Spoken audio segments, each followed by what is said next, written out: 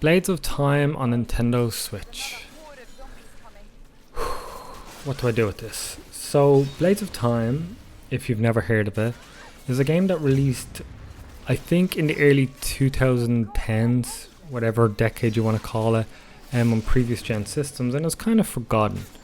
However, here it is now, ported to Nintendo Switch, and its core gameplay, mechanics, and just this style of game that doesn't exist that much anymore is great to have on the system. However, it runs terribly and doesn't look particularly good. Blades of Time is you can't really get from this gameplay. I'm sure you can.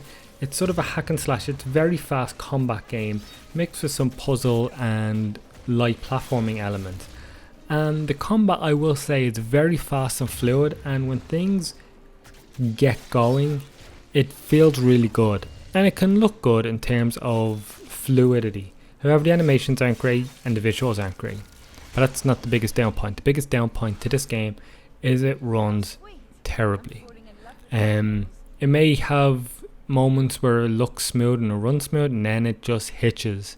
And it hitches over and over again, like constantly moving from one area to another, sometimes during platforming sections I should say, and then even sometimes in combat, especially when you're going up against bigger enemies or in bigger arenas, it hitches and it breaks, and it literally destroys any momentum or fun I've been having for the game, because at times I really do enjoy this game, and I miss these types of games. I miss these early last gen games where there were just these 6 to 8 hour third person action adventure games with very unusual stories and settings and visuals and environments, and people were just exploring sort of a genre that eventually got really played out, but because it got really played out, they don't really exist anymore, and I miss it.